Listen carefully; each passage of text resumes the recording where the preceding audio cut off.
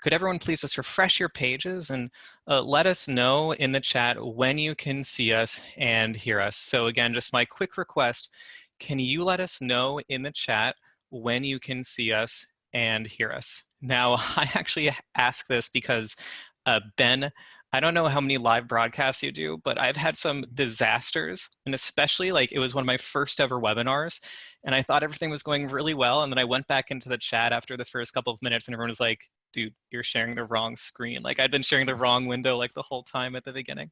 So Yeah, now I I've done always that. ask the beginning, and it looks like everyone can see and hear us. And Ben, I have to say that it looks like you have a pretty international audience. So what I would love is, could everyone in the chat just let us know where in the world are you joining us from? Now, for me, one of the coolest parts about online education, working at Teachable is seeing folks learning from all over the world and connecting together. And it looks like we've got some folks from all over here. We've got people here from Silver Spring, Maryland, DC, Sweden, England, Chile, Austria, America, Oregon, Colorado, Chicago, Exeter, DC, France, bienvenue, Netherlands, South Africa, Mexico, bienvenidos, Washington State, Rochester, India, Brazil, Chicago, Honduras, Kolkata, Greece, Virginia, Brittany, Sweden, Utah, Lexington, Seattle, Chicago, Vermont, Brazil. So Ben, I love where your audience is coming from, and I have to give a shout out to everyone joining us from a time zone where it might be very late at night or very early in the morning. Thank you so much. Now, Ben, for me in New York City, it's 3:01 p.m. So I'm going to turn things over to you in just a sec. But before I do, now everyone watching here, I just have some very important logistical notes. So I'm going to share my screen with everyone so that you can all see this. When you are watching this webinar, you're going to be looking at a screen like this. And if at any point you're like, this is kind of blurry, this is kind of low quality, click the gear icon on the bottom right and make sure the quality is all the way up to 720p, all the way up to 720p. And the other thing to be aware of, if you want anything to be bigger, you can just hit the full screen button at the bottom right. Just hit the full screen button to make it full screen. You'll have to exit full screen to get back into the chat. And the last logistical note here, any questions, ask your questions during this in the chat and I'll be jotting them down for Ben. But the one question I don't want you to ask is, will there be a replay? Because I will tell you the answer right now. Yes, there will be a replay. You'll get it automatically. You'll get it via email. And yes, you'll get it for free. It's included just by you coming here. So my only request is if you see someone in the chat say, will there be a replay? Help me out and be like, yes, you will. You'll get a replay like Cameron told us at the beginning. So with all those logistical notes out of the way, Ben, I'm going to turn it over to you. I know that the audience is really excited to hear what you have to say. Nice. Thanks so much, Cameron. It's nice to meet you. Nice to be here. This is exciting and interesting. What a year, huh? Let's see. What cliche observation can I make about this year that has never been said? Can't. But one thing that's happened this year is the stasis and just being in a circumstance where I'm sitting here a lot more than I normally am. I've been able to think about some stuff that I normally just kind of throw away in my head. A lot of different thoughts, some good, some not so good. So I just want to show you some pretty pictures for a second. Here comes picture number one. All right, so right now I'm sharing my screen and it looks pretty, there it is, colorful. There it is. So I just made this image yesterday and I thought it would set a good vibe. So let's just all soak in the vibes for a minute, because this is going to be a seminar, a workshop about writing songs for yourself. What the heck does that mean? Why do we normally write songs if not for ourselves? Well, we normally write songs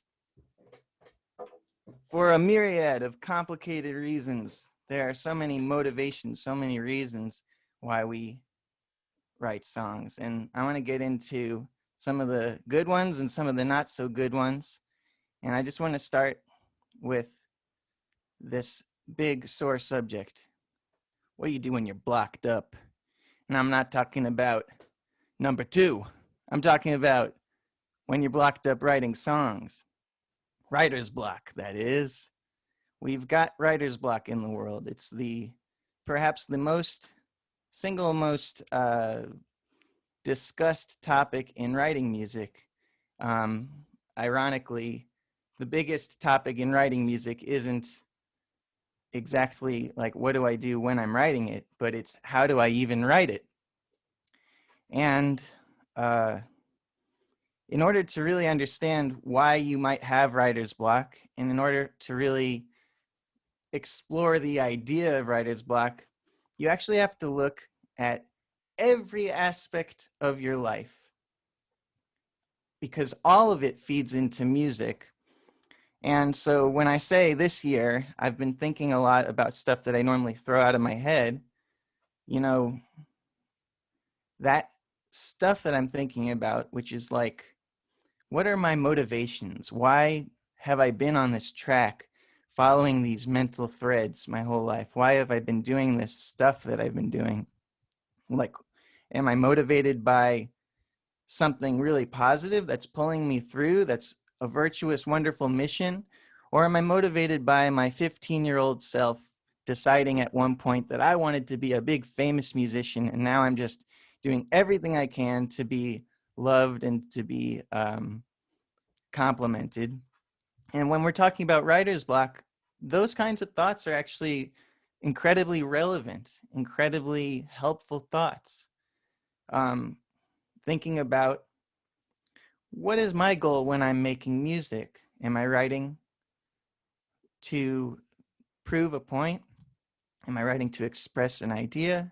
Maybe both. Maybe I'm writing to have fun.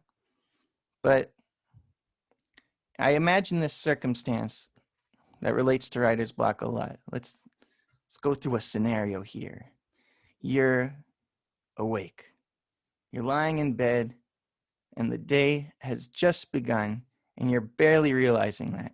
You're transitioning from a dream into laying in bed, and now you might feel this weight. I often feel this weight pushing down. Your eyes have opened, and already you feel this weight. That weight could be a sense like, oh man, today I have this big thing I have to do.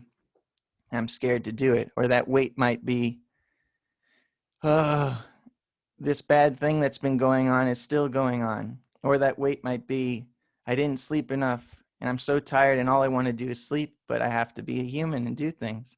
Or in particular this year, that weight might be, there's so many difficult things to think about and so many terrible things going on, and I don't know how I can help, and I don't know how I can be helped.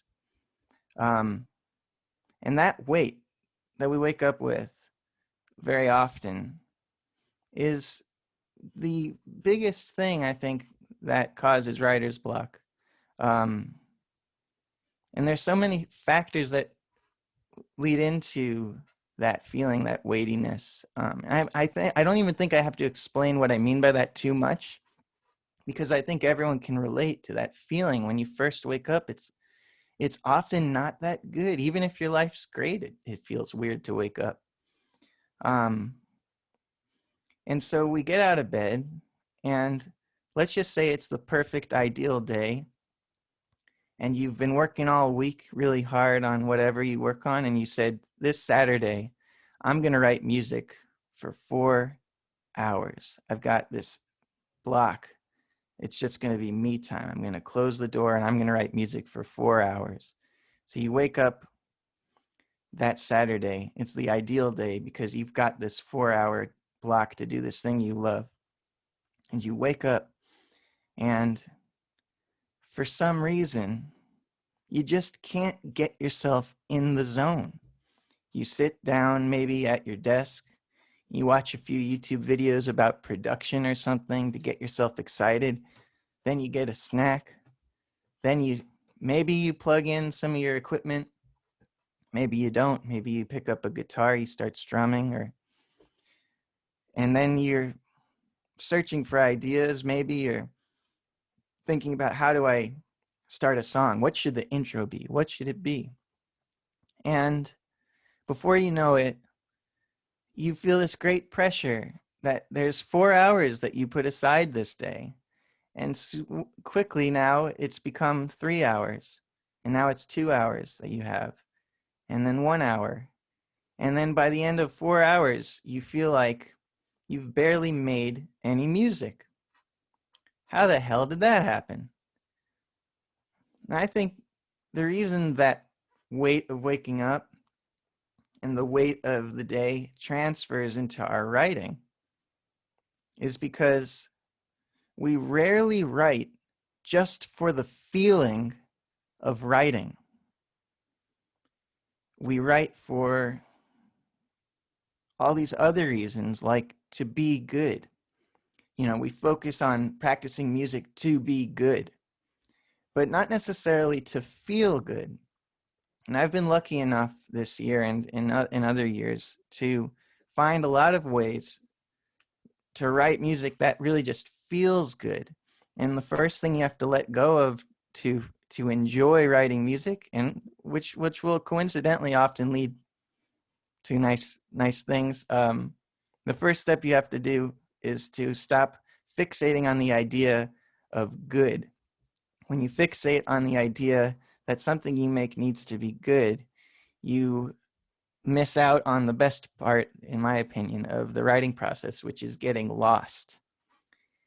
The feeling of trying sounds, hearing the sounds, reacting to the sounds, moving the sounds around, jotting down things, being wild, making loud sounds with your mouth like, whoa, whoa, whoa, just trying to hit notes that you can't, figuring out a lyric that just kind of, sometimes they pop in your head, sometimes they don't. Sometimes you have to reach around and find them. And then seeing how these things connect. When we do that, we might make good songs, but we'll definitely enjoy writing music. And when you treasure getting lost, and when you treasure the feeling of searching for results more than the results, you end up writing more songs and you get into the zone faster. And then if you're still fixated on doing a good job, which is very understandable, it's definitely there in my head too, of course, guess what? You're going to write more songs, and eventually you'll be writing better and better songs. And when I say better and better songs, I don't even know what I mean by that, because there are lots of songs that millions of people love that I don't like at all. So clearly, making songs that like lots of people like doesn't necessarily mean you're making songs that are satisfying to you. So it's not such a great metric to say, well, are my songs appealing to lots and lots of people and therefore good? Like when you think about if the song appeals to lots of people, and if appealing to lots of people guarantees that the song is correct and like you have accomplished whatever good is, then you're disqualifying like genres like 12-tone music, or like composers like Penderecki. I mean, a lot of people like them, of course, but like they don't have mass appeal. And if 12-tone music came out today, it would probably be like some really obscure thing that would be, people would like it like a meme maybe, but you would have to, it wouldn't really hold up to the same metrics as like a song like WAP, which is, incredibly popular. And, I like that song. So specifically that example, it's like, well, that is a good song to me too, but it's like lots of people don't like it, but millions more do. So anyway, if you're one of the people who doesn't like it, or doesn't like a pop song of some sort, then you know the feeling of like knowing that something has mass appeal, and also knowing that it's not how you want to express your thing, and it's not your idea of like whatever good is necessarily. So chasing good, which is so ambiguous and creepy sometimes because it makes you draw lines between like who you are as a musician and who you aren't. Chasing good isn't great. Chasing feeling good while you're making music, that's really great. And the truth is that, at least my understanding of the truth with music, is that the process of making music is actually the greatest thing music has to offer. Um, if you think about uh, how lucky you are if you have a sense of purpose and how rare that is in the world, to have that wait in the morning, but then push through it because of something you believe in rather than something that you are forced into, but pushing past the weight of waking up because you have a purpose, that is a lucky thing.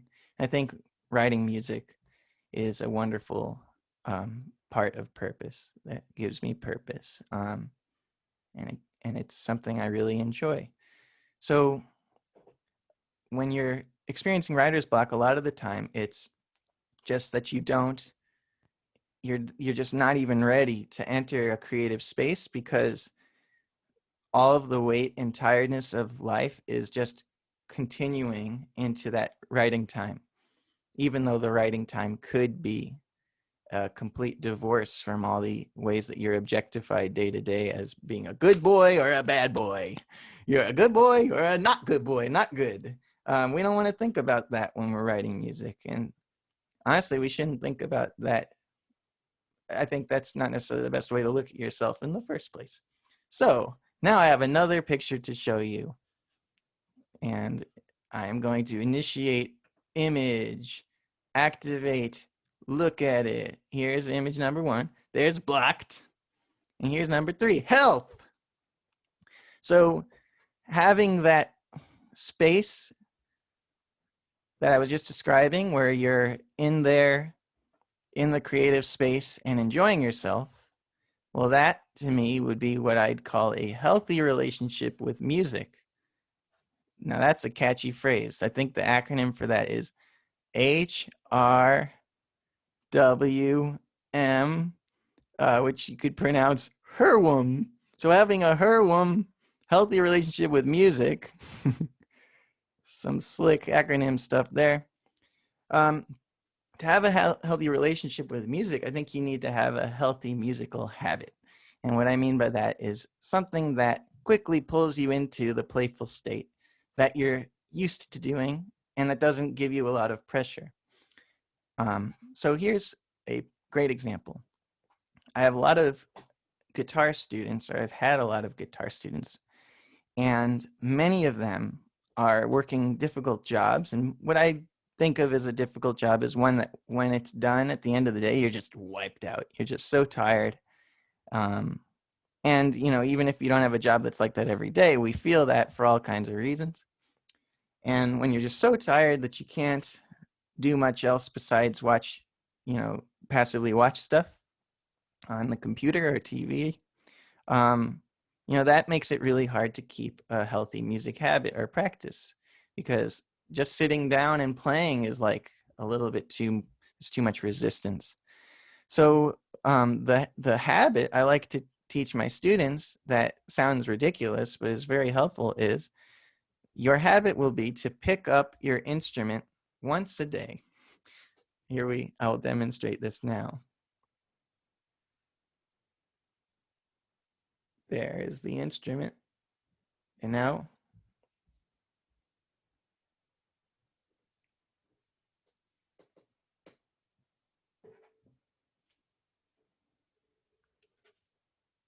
I have picked it up.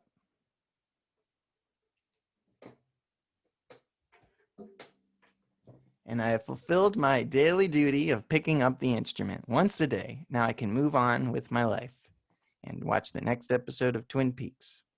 Now, that might seem like a ridiculous piece of advice. Just pick it up and put it back down? Are you kidding? Well, in order for a habit to grow, it has to start really easy. It has to be something you could do even if you're going through a divorce that day.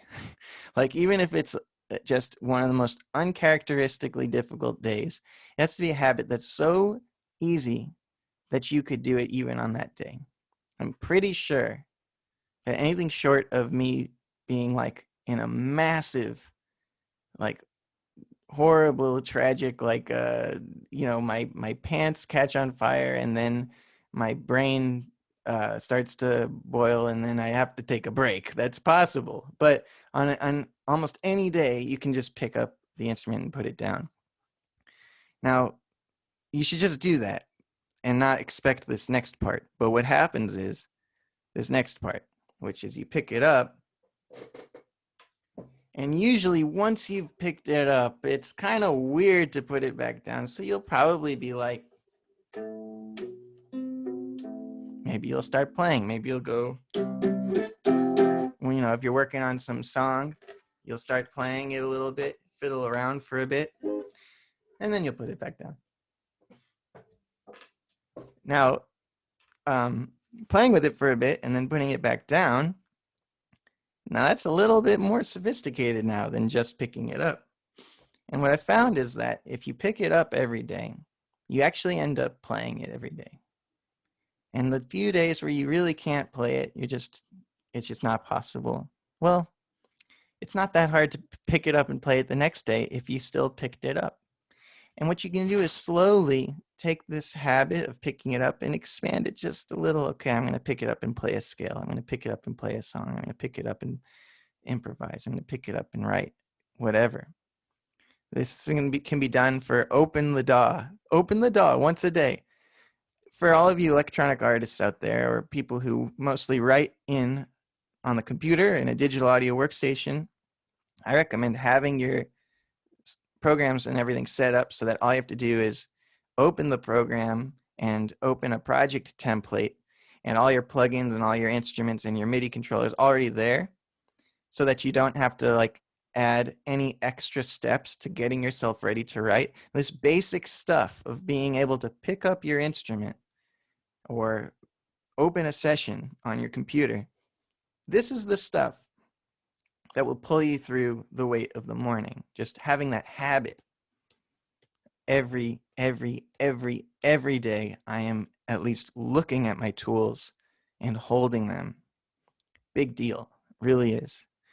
Now, if you don't have difficulty, let's say, writing every day or making music every day, but you want to get better at, let's say, finishing songs or any of that stuff, that's further along the road, you still want to make sure you have a basic habit that's your minimum, that's set in your head.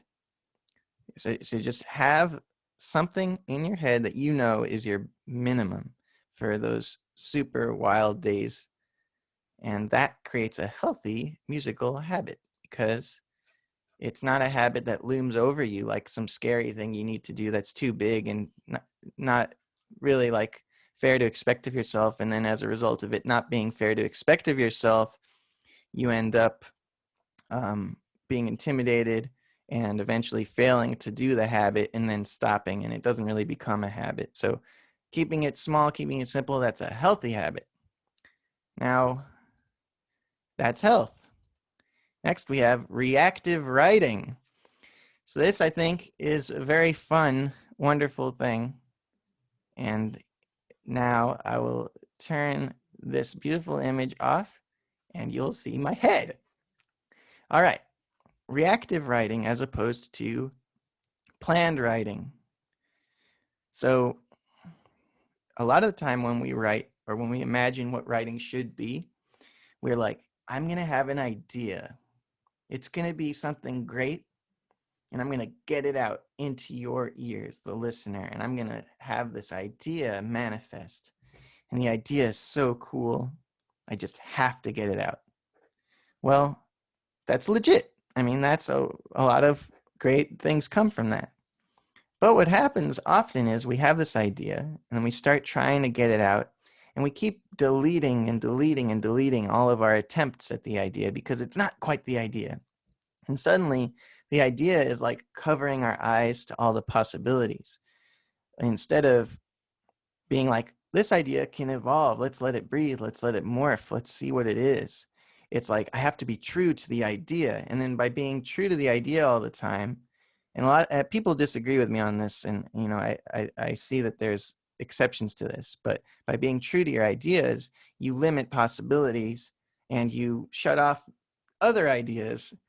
So reactive writing, on the other hand, is when you go in with no ideas and you react to the sounds, you react to the DAW, you react to what's going on, and you guide in a sort of dreamlike state. You follow these bubbling, percolating reactions. So I actually want to show you an example of that workflow that's not musical, because I think since this is mostly, I'm probably talking to mostly musicians here, when you are thinking about music, if I start showing you musical examples of this reactive writing process, you might think a bit too much about what chords I'm playing or the technique I'm doing. And what I think is necessary is to realize that all that stuff, like what chords I know and what techniques I know, that's like that's like the fuel for the machine. But how the machine works is much more your brain. Your brain's the real instrument, and the real machine that is like creating, and then the keyboards, the chords, the music theory, those are all like fuel for the machine. So I want to focus more on how the machine works. So let's take a look. So I'm going to share my screen and show you a program called Blender, which I use to make 3D animation. And within Blender, now I'm going to make an image with the reactive approach as opposed to the planned approach. So first thing I'm going to do is make something. It's a plane. Now I'm going to make something else, a cube. And I want to see, just like I'm looking at clouds in the sky and finding a shape for the clouds, through the clouds, I want to use that same approach to find my image here. So I'm just kind of doodling. This is sort of like noodling while recording, because you're remembering what you did with your noodle. And now I see this structure is emerging. What does it make you think of? What does it look like to you? It's going to be a subjective thing, what this could be and what this could turn into. It's a lot of fun to work this way.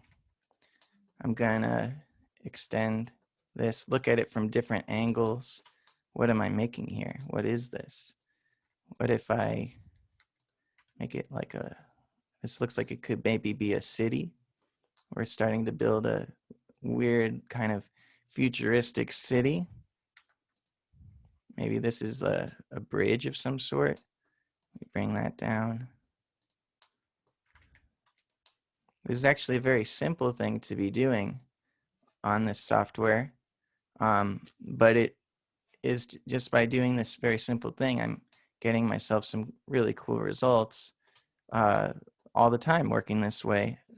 But sometimes I make some real crap. In fact, I often make crap. And I often make stuff that's just like, I don't know, no one will get it, no one will care about it, and I don't even care about it. But I am enjoying this. And we'll see what happens. Maybe this will be crap, maybe this will be good. So this went from a city to now looking to me like sort of a sea monster. So I'm gonna sort of lean into sea monster. So first I'm gonna make it blue. Correct sea monster color for the day. And I'm gonna smooth it out a bit.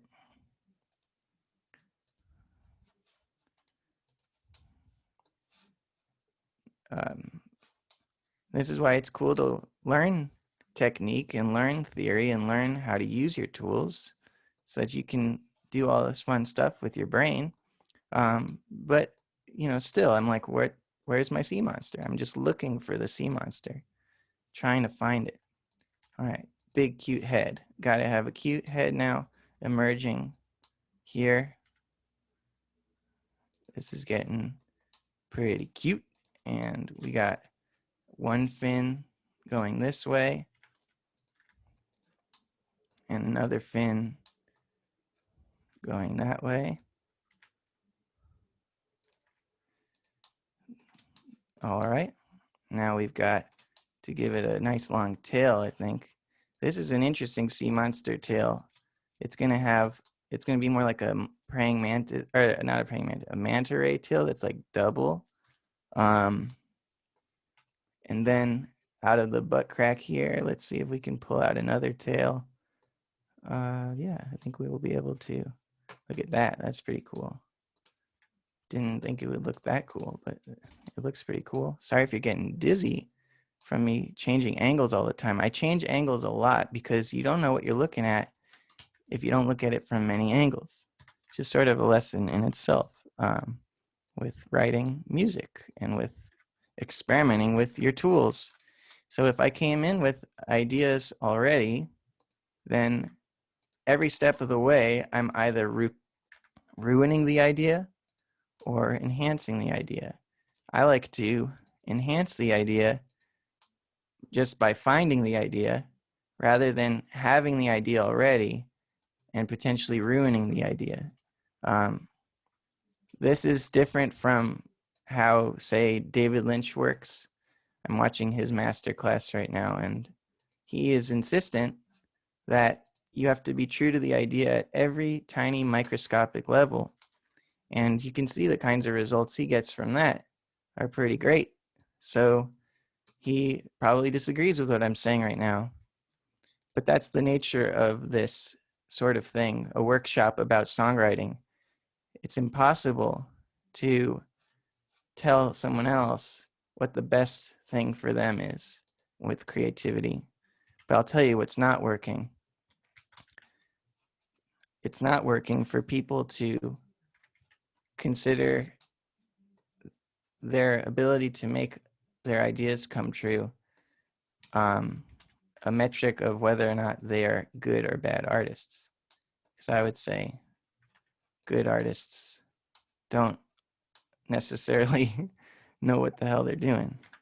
They just follow the idea. So here's a little cutie. Now let's put him in a box. Why am I putting him in a box?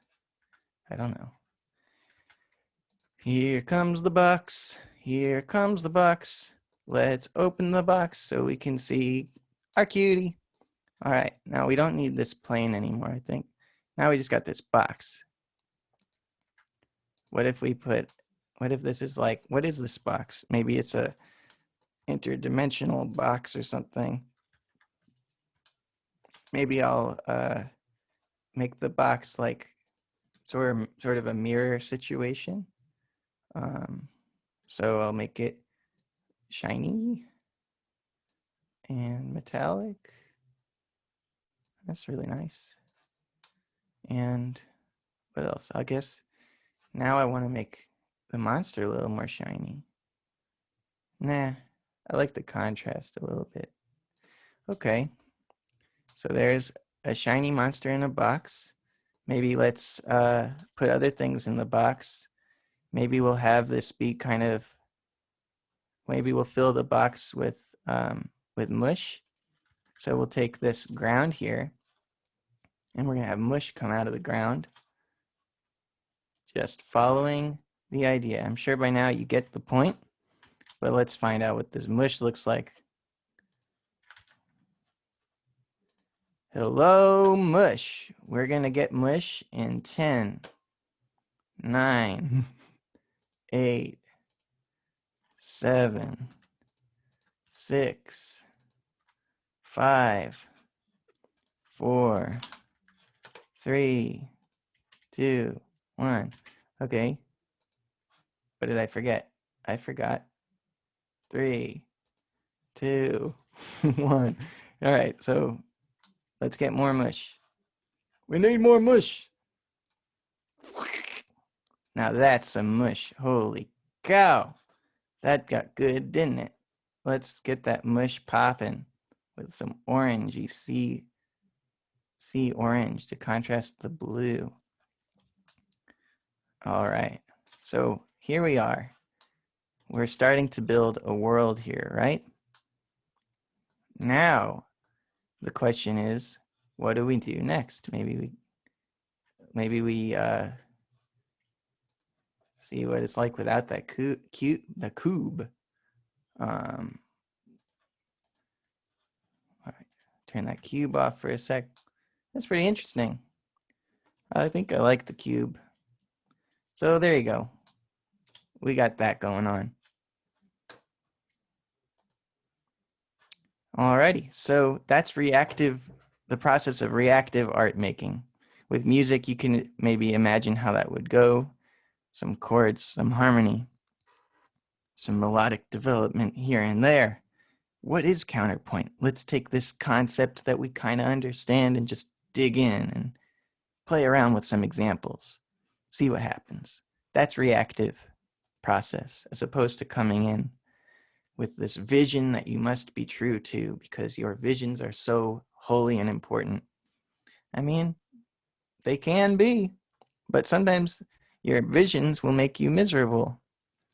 So now it's time to show you another picture. And then we're going to be at the halfway point, and it might be a good time to take some questions, but let's just look at this halfway point picture.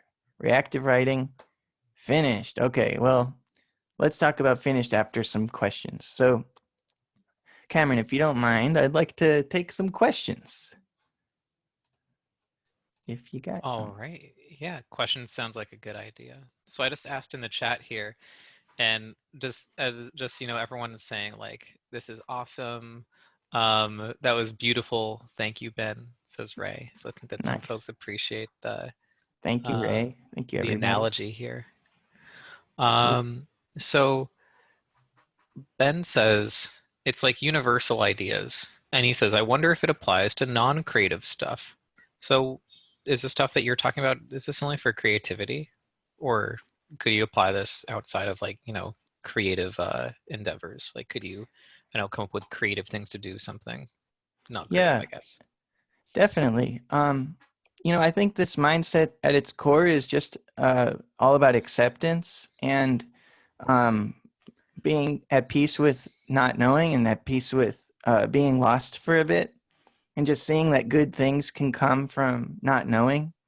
So that's really helpful when you're navigating a lot of the non-artistic parts of life. I would argue there aren't any purely non-artistic parts of life because the lessons that I learned from art kind of go into everything. But let's take an example. Let's say you are, let's say, it, let's say you get sick and now you can't do some of the things that you liked to do before. This is easier said than done, but I think if you're intimate with this process, then you might be able to avoid questions like why me, and switch instead to why not me. This bad stuff happens to everybody, and start to see the possibility of what's there, and and realize that maybe there's infinite infinite depths to your own imagination that can kind of keep you company and keep you busy. So as long as you have your mind, essentially, like you could see it as there's always opportunity. I mean, there's a guitarist named Jason Becker who is fully paralyzed. He has ALS, and he was a very physical, technical guitarist. Um, and then he, in his 20s, became fully paralyzed and couldn't play guitar at all. And I look at him as an example of someone. He's still alive now. It's been, I think, around 40 years, Yeah.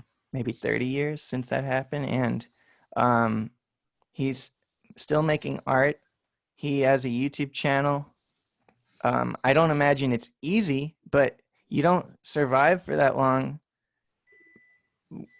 in a state of complete defeat and misery. I feel like his message and what he does, the proof is in the pudding with his work, that he's able to look at rather than looking at the plan that he had for himself, the vision of his perfect result. He looks at, well, this is the imperfect result that is like fundamental to the chaos around us, and I'm going to make this imperfect result beautiful as much as I can.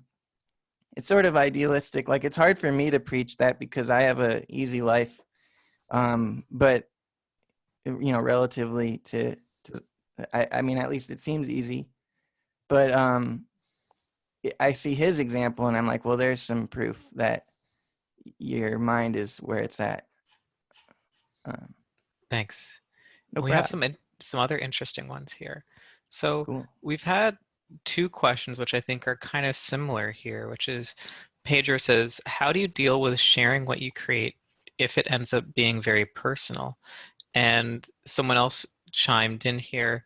Paul says, how do you write lyrics that are maybe on embarrassing subjects, knowing that family or people you know will hear and judge you, such as on your amazing album, Life and Back? Thanks. Yeah, that those are very relevant to each other questions. They're great questions. So when you're making something personal, it's going to be embarrassing if you're doing a good job, because when you think about your thoughts and you think about how many of them you filter out or modify to avoid embarrassment, I think it's a lot of the thoughts, and I think really great really great art kind of shows the the feelings that provoke those thoughts in a candid light that people can empathize with. So we have the thoughts that many of which are just kind of garbage thoughts that don't mean anything, and then we have the thoughts that we express with words. But before all of that, I feel this to be true. I'm not like a neuroscientist or anything, but like there's all the stuff that is leading to the thoughts. And those things are physical, they're subconscious, they're things that you don't even know are happening to you, but they are. There's probably a lot of thoughts that are inspired by the sounds, the buzzing, the humming, the constant traffic, the ambulances, all the noise. There's probably a lot of thoughts that come from that we don't even think about because we're used to tuning those things out.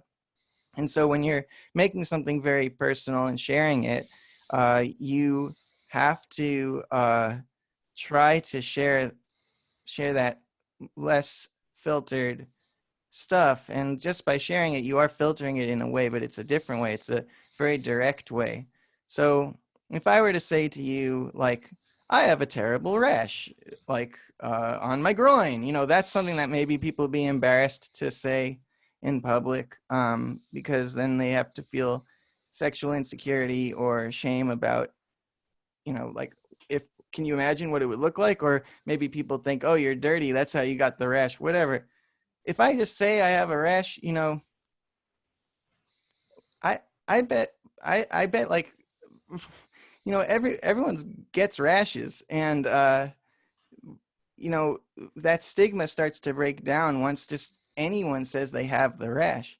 And then also there's the ability of music to make it so that it's more than just saying I have a rash, but it's you can make it poetic and musical and feel, and people will root for you in a sense, because you're you're helping them understand how it feels to be you with the rash, rather than making them sit around thinking how they feel about your rash. That's the thing that happens a lot in hip hop that I really like, is there's songs that are a very confident, and it's a lot of bragging. Like Run the Jewels has a lot of, like, a bunch of songs that are like, here's why we're awesome, and like a long super creative, like a colorful list of reasons why they're awesome.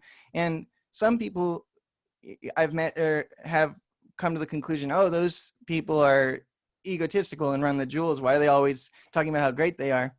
But I see the other side of it, which is that when you hear a song and it gets in your head and you start having it run in the head, when someone says I'm the best, that ends up being you saying I'm the best in your head over and over again. You're starting to say I'm the best in all these colorful ways, and you start to feel the same confidence and inertia and like the power of how it would feel to be Run the Jewels on a stage, with like that stuff blasting. You start to feel that happening in your own head, because now it's you who is powerful, because you've turned this into a mantra of sorts. It's just looping in your head. I am powerful, I'm great, and that's what I think a lot of that message in music is for, is to it's not like here's me and here's you. It's just to make it so here's us.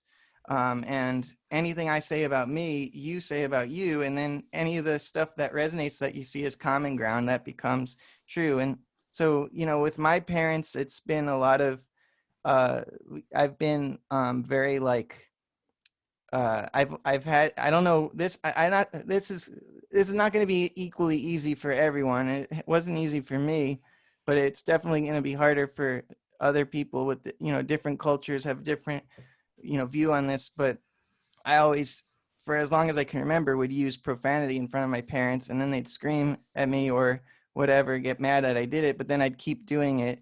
And they're kind enough that like nothing so bad would happen, but over time they just got used to me being that way.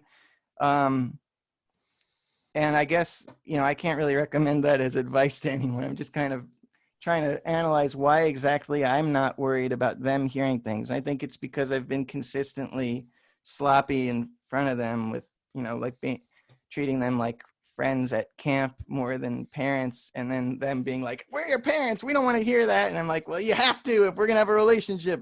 But that's just me. I don't think necessarily that's transferable, but I think it's worth it no matter what to put your personal lyrics out, because it might throw some people off, but mostly I think it becomes a something that shakes stigma away and creates a lot of empathy.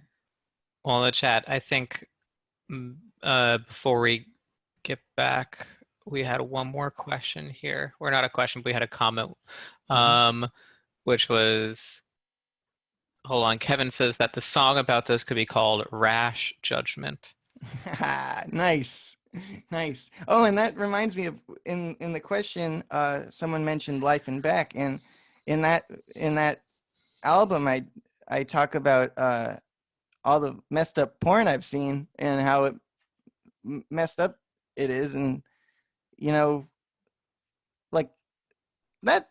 A lot of people have that thought, and it's kind of a safe thought to share, because like I don't know anyone who goes to Pornhub and thinks like, wow, Pornhub's perfect the way it is, and everything is not like I'm comfortable with all of this. Like that's like it's such a strange place where there's like a bounty of stuff that I find disturbing, and there's like blatant racism all over it, and sexism, huge, like grotesque sexism, and we're all like there, and I don't think we're really like most people aren't even like mentioning that, and so it's not really that risky of a thing to talk about, because I feel like so many people, and just statistically, I mean, I'm sure their website traffic's nuts.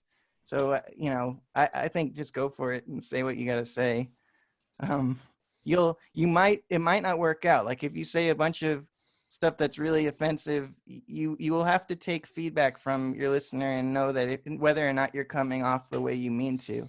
It's not just like you have this unlimited license to not care what anyone thinks. It's more that you just want to consistently try to get closer and closer to that empathy thing, where you're expressing your your universal humanity more than like getting people distracted by the superficiality of that stuff that's on that level, like right up here, instead of the stuff that's down here. Yeah.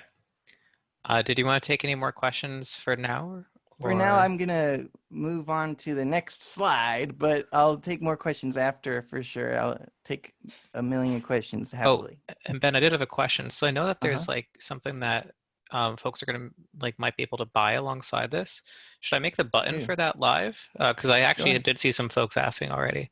Sure, yeah, I mean, the way all this came up is I have a songwriting course called Getting Songs Done, and it's hosted here on Teachable, and it's like I don't remember how long it is, but it's a fully filmed, like very long course that's about enjoying creativity, and it's filmed with a live band, and it's fully animated the whole time, and it's got like it comes with a sample library that I made from the exercises, and it has like stuff that covers starting songs, developing ideas, and then finishing songs. And I worked super hard on it to make it something that I think will like really work for anyone. It's kind of formatted like a encyclopedia more than like a step-by-step process. So you can really open to any chapter and learn about that topic at any time.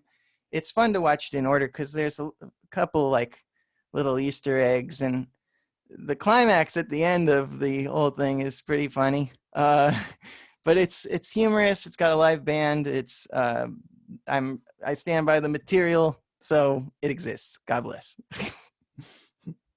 Yeah. Should I jump back into the slides?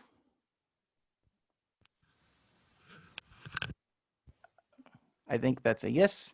I couldn't hear though, but I think that we're gonna go into. Yes. Oh yeah. It didn't unmute for some reason. There you go. No problem. So we've looked at the blocked. We've looked at the health. We've looked at reactive writing. And now we're gonna look at this doggy. And it's as finished. Congrats. So how do you get songs finished? Do you need to get songs finished? Those are interesting questions. So first of all, I'd like to offer you this.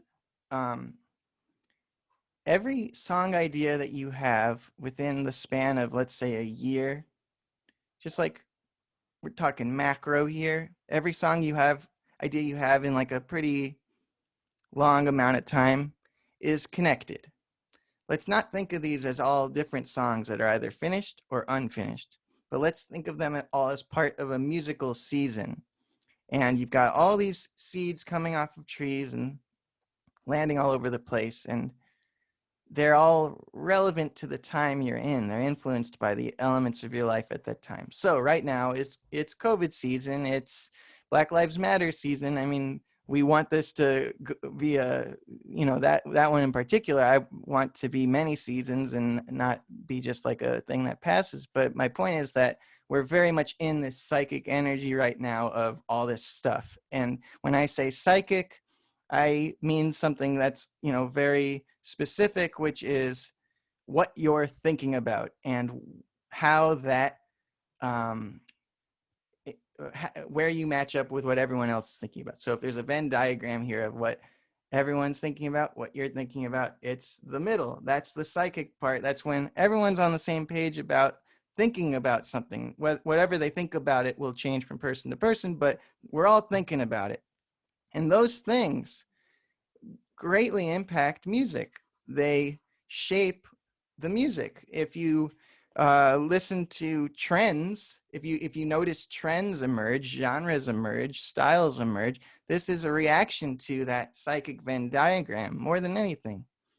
And so everything you make within a season of your life is going to be connected in some way. It's going to be relevant. And many of your songs could end up being research for one final big song, perhaps. So what happens is people collect scraps and fragments of ideas, and then they say, well, I haven't finished that, and I haven't finished that, and I haven't finished that, and I haven't finished that. And what happens is you end up having a massive truckload of unfinished ideas, and the way you start to see yourself is, I'm someone who has so many ideas, but I can't finish a song. I just can't do it. And that's a unhelpful thought, because that's going to make it harder to finish a song, because you just started to identify with that. Like you started to be like, I'm a guy who doesn't finish songs. It's sort of like being like, oh, I can't sing. It's like once you say that, it's like, oh man, if only you knew how easy it is to get better at singing. It's just, anyone who thinks they can't sing is just probably not had like the right guidance yet, or is worried of the shame that comes from making sounds that other people can hear that aren't necessarily the ones you meant to make. But yeah, the musical season is a very real thing, and you don't want to identify yourself as somebody who can't finish songs. Instead, identify yourself as a researcher, an explorer, somebody who collects all that psychic energy into these like orbs of ideas, orbs of things, and then you mush them together, and sometimes you get a sea monster thing like what we made today, and then other times you get something that just sits on the shelf for maybe decades and then reappears someday, and then sometimes they never reappear. Sometimes they just disappear. And those ideas that disappear could have been great, could have been amazing. And although I do think ideas are important, I personally think there are lots of good ideas. And more than the idea being so good, it's the person, the machine that is processing the idea that makes an idea better or worse. In other words, any great idea you've had where you're like, dang, I really made something great there. That was particularly great. Well, you know, it's hard to say if the idea was great or if you just did a great job developing. If you did a great job being open with the idea and being nice to it and letting other ideas in, you know, maybe it was your process that was so great that made that idea, that could have been any idea, really turn into something. I mean, if you thought the answer, my friend, is blowing in the wind, there's no guarantee that that idea would have resulted in Bob Dylan's blowing in the wind. But that lyric is an idea. I'm pretty sure you could take all the lyrics of Leonard Cohen's Hallelujah and make it, change the order up and make it a dance thing, and people might not ever have connected with it. It's, you know, what do you do with the idea? And so it's easy to say that this idea I threw out could have been magical and I killed it. I threw it out. It's gone. It's terrible. I've lost. Maybe, but don't focus so much on the ideas that are lost. Focus on the ideas that pull you forward, that excite you, and focus on your musical season. What am I saying? What am I saying in general? What have I been saying all this time? All right, so right now, for me, I am in a musical season of lots of sped up and slowed down elements. You know, like I've done this fake guitar stuff on my channel where I speed up guitar. I've done a lot of slowing down vocals, speeding up vocals, changing keys by slowing things down, speeding them up. And I've been doing vaporwave, and I've been doing a bunch of other like production things a lot. They just keep coming up. And that's my musical season sonically. And then mentally, I've been thinking a lot about why it's hard for me to be happy when I'm not working. You know, being an artist is a life built around work, and that's nice. You know, it's like saying there's work that I love to do, and that's my big activity. That's my favorite thing to do. You know, that's like if you like, I mean, there's different degrees of that. You can be an artist and not necessarily have it be your favorite thing.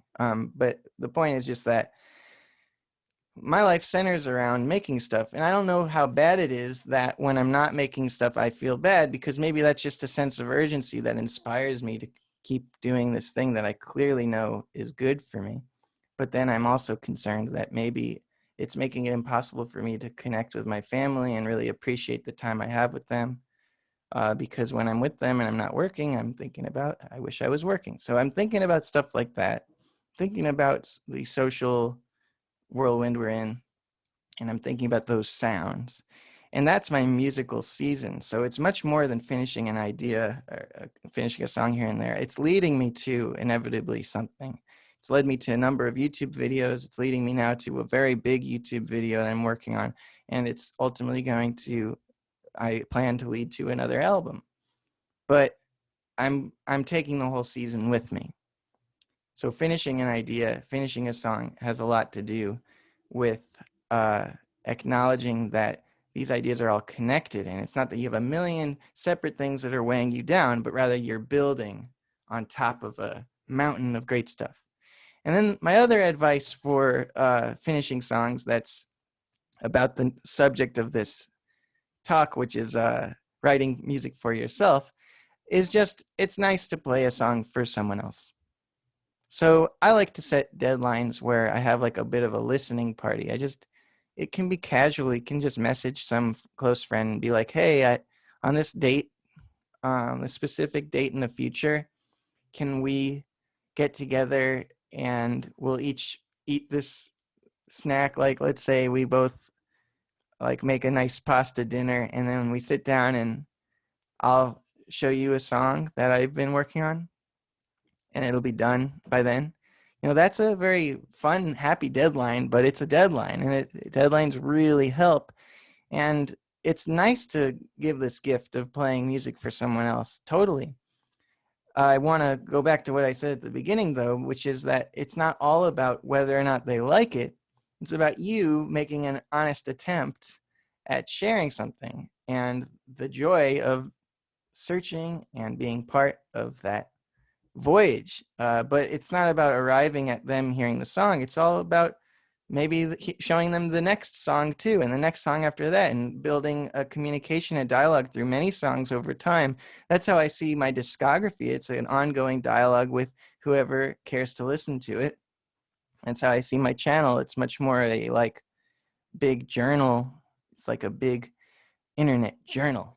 So to put it really simply, don't worry about how many songs you have finished or haven't finished. And also, deadlines help, but you can make a deadline be a friendship thing instead of a punishment thing.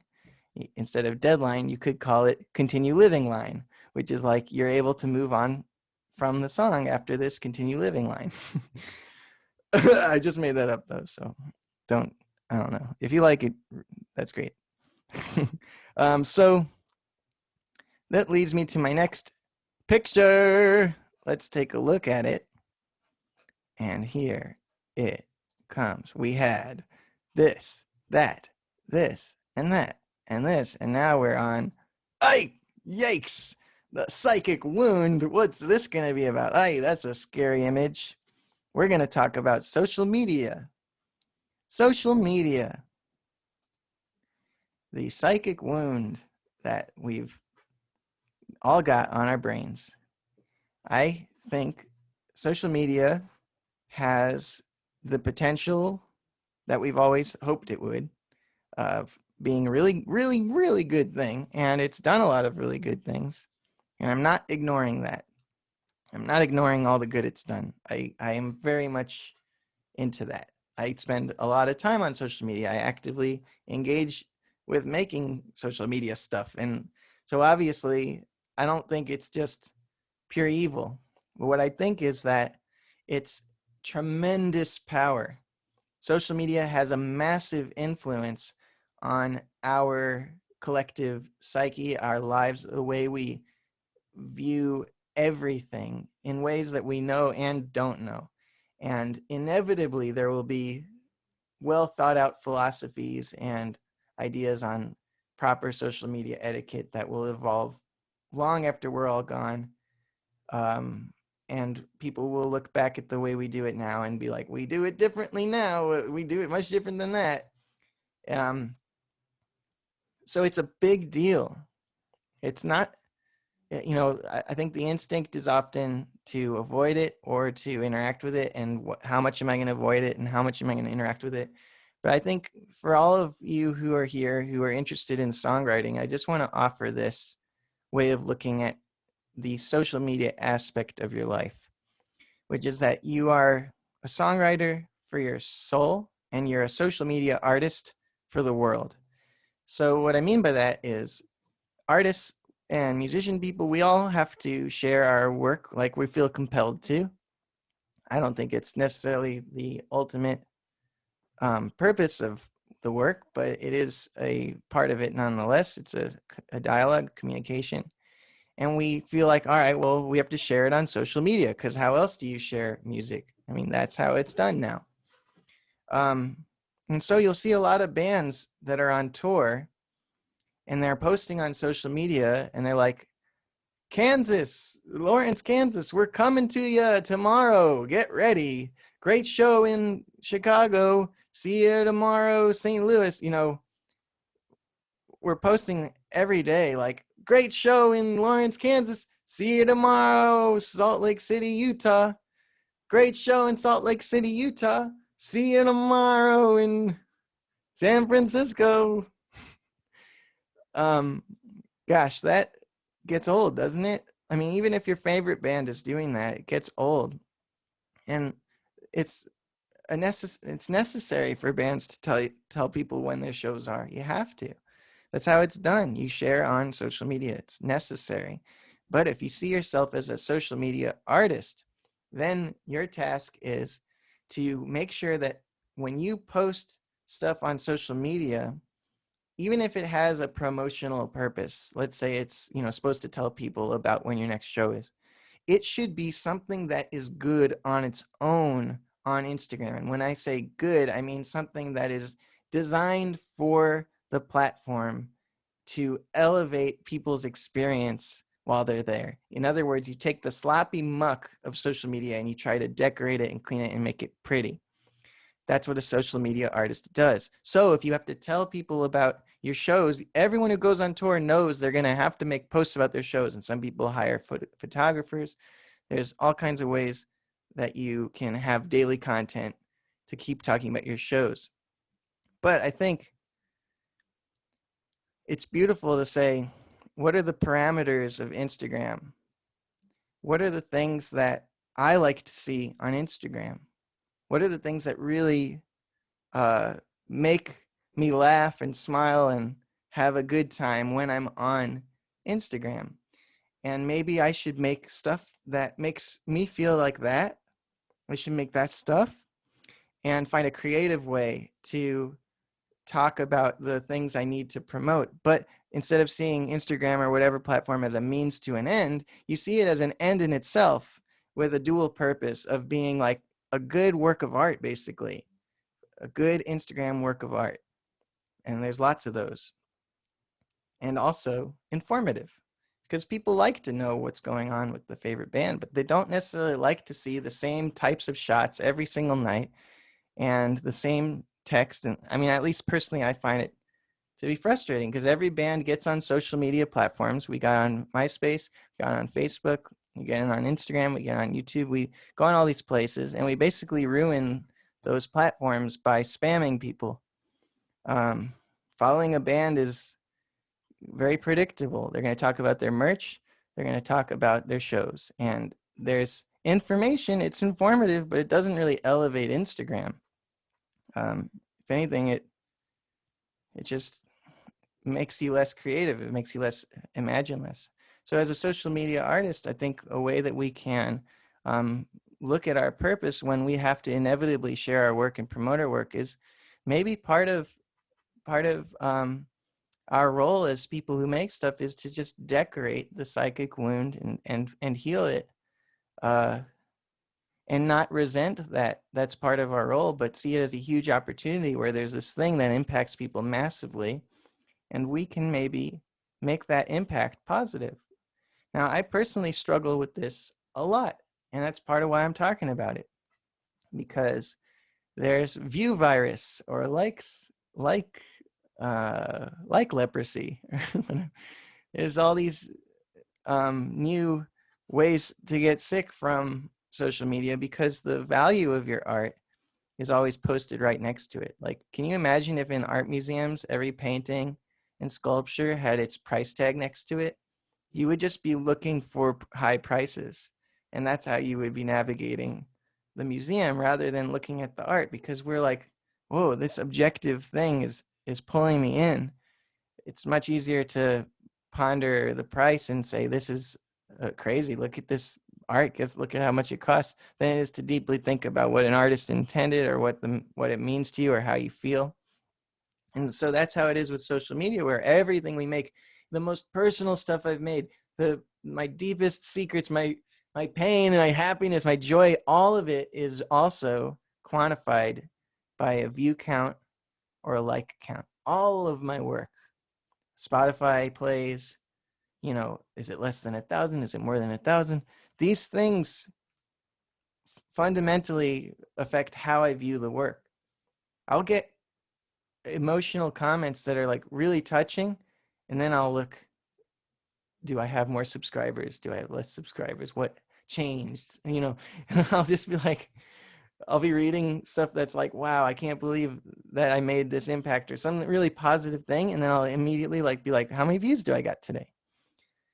And as I've been taking time off from YouTube to do something really great that takes longer, I've been thinking about my numbers going down and all that stuff. And it's like even though I made all these videos, I feel like they are not worth anything if I'm not continuing to make things. And so that's a real problem. We have to take care of ourselves. And that's a good reason to get off social media, is to remind yourself that there's more than that. But when we're on it, this is my little soapbox, I think we should think of ourselves as social media artists when we're on there making art.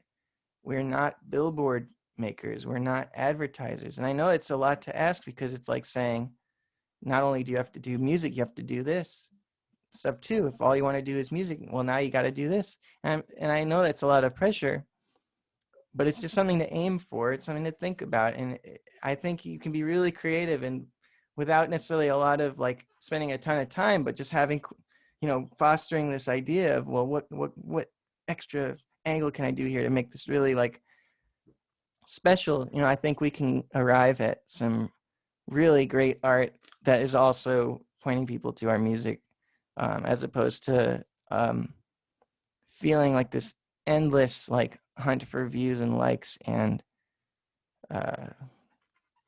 enduring the pain. So I've got, I think, one last slide. I really like slides. So just one more time, let's review. This. Uh-oh, that. And finally, this. So that is just a nice picture of a like a turtle guy in a ball. And there's some trees. And that's about it. That's all I have to say about that. So that's my talk. And I'd love to take questions. I hope you enjoyed it. Thanks for being here. And thank you for making me feel special by being here. And you're special. Hey. All right, awesome. So we had a really great audience, and that's a fantastic presentation. Even though we went, I think, a little bit over our normal time, people still stuck around. I'm So I think usually late. so I think we'll have time for a few questions here, like 2 or 3, before we wrap this up. And everyone, again, watching this is going to get the replay automatically via email. So Sam says, here's a question. Do you get as much enjoyment out of anyone else's creative output as you get out of your own creative process? Nice. I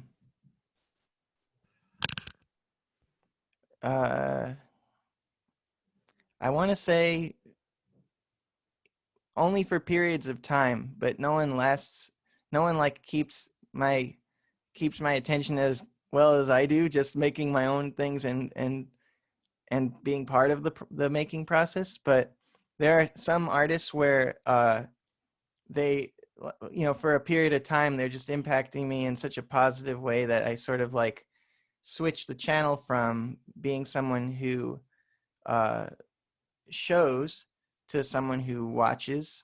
And actually, it's something I wanted to mention anyway, which is that, you know, when you watch a show on Netflix that's really pulling you in, and obviously that stuff's art, and it's pulling you in, it's really powerful. It kind of takes over your mind. And it's good to remember that, like, it's planting all these ideas in your head. So if you can then not watch a show for a while after that one and like let the ideas come out in your work, that's a really good idea, rather than just jumping into the next show. So yeah, I find with certain artists like Bill Wirtz helped me kind of arrive at that social media artist conclusion, because Bill Wirtz started with doing Vines and making a whole bunch of stuff that was made for Vine. It was to elevate Vine and make like the best Vines, and then, you know, changed what he was making when he switched to YouTube to be the best, you know, take advantage of the longer format and make the best YouTube. But it was definitely influenced by his Vines, and just everywhere you see Bill Wirtz's work, wherever he's putting it, it's done for that space in a really cool way. My favorite thing he does is on his website, he just answers questions every day, all day, live, just on his website in like a hidden menu. And yeah, that's just his website is so artsy fartsy and real inspiring. So yeah, that would be like a real big example of someone who delights me. And also just Twin Peaks season 3 recently just messed my head up big time. So I actually haven't seen Twin Peaks, so maybe I should get well, on that. yeah, I mean, it's it's shaped like this in terms of quality, but if you get to the third season, then you're ready for one of the best works of art I've ever seen. Well, I'm okay with variable quality. Nice. So we had some other questions here. Joseph says, "What makes a good teacher of music?" So, someone who has fun when they're doing it and is like, I think there are some people who really want an old school teacher that's going to kick their ass and stuff, and that teacher can only be a good teacher if that person is teaching someone who wants to get their ass kicked.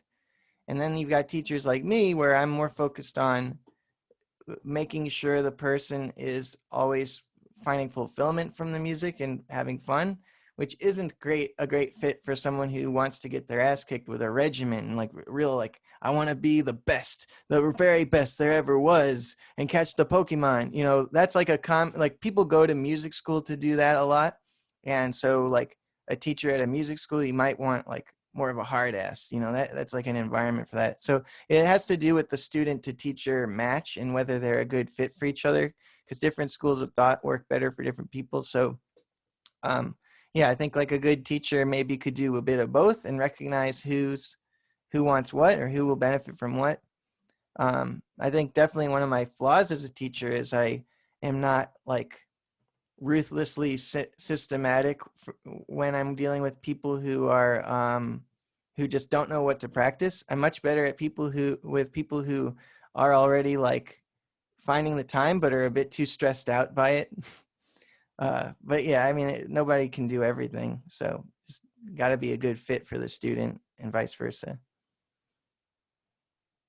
All right, great. And I think we'll probably take one last question here. Cool. Um, so Benjamin says, "How do you escape a cool 4-bar loop?" Which sounds awesome, but it doesn't seem like you can move out of it. That's such a good question. Um, what's nice is to try just changing one tiny element of the loop. So maybe you reharm one chord or like change one chord or change a couple chords and then see if it leads you somewhere different. So like if you do a loop 4 times, but the fourth time it ends on a different chord, sometimes that'll give you an idea of the next place to go. And also making like starting a whole other loop, a whole other 4-bar loop that's not related to it, but is maybe in the same tempo. And then just going like this. Here's the 4-bar loop. Here's the 4-bar loop. 1 bar from idea loop 1, 1 bar from loop 2, 1 bar from loop 1, 1 bar from loop 2, and then so it's like you're like sticking them in each other. So every other bar is from one of the loops, and then those other bars are from the other loop. So you're just doing that. That can be a really exciting revelation of where things can go next and how to develop something non-linearly. But it's more like here are these things and we mush them together and now we have like a globe shaped form, I guess. I think it's a globe in my head. All right. And I love how at the end of this webinar we've really come to understand a little bit more of how things work in your head. Yeah, Now, globes. so I just have one request for everyone, which is that could we just all give Ben an enormous thank you for joining us today and sharing so generously with us. And just as a reminder, if you're interested in learning more from Ben, we actually do have a course available. There's like a big button right above the video, or if you're watching this on the replay, there should be a button, in the email you're looking at. But in the chat now, everyone's typing in, "Thank you, Ben. Thank you so much, Ben." Jane Thank says you. lots of exclamation points being Thank used. you. Ben, anything you'd like to say to wrap up to everyone? Um, just go easy on yourself. This year is different, and I used to say or think that this was like everything's on pause, and our main priority is getting ourselves ready for when things go on, when we press play again. But I actually just think this is life, and so we have to just rather than like holding on too dearly to what we're missing and what's to come, we should try to face the moment. But it's hard to give advice about this, obviously, but I just think that's a nice thought, at least something to think about, because it definitely will impact your ability to write songs. Like if you say after the pandemic blank, I think it's better to just be like, what can I do today? All right. And that's a great way to wrap it up. So thank you to everyone for joining us, and hope to see you all inside the course on the other side. All right. Take care, everyone.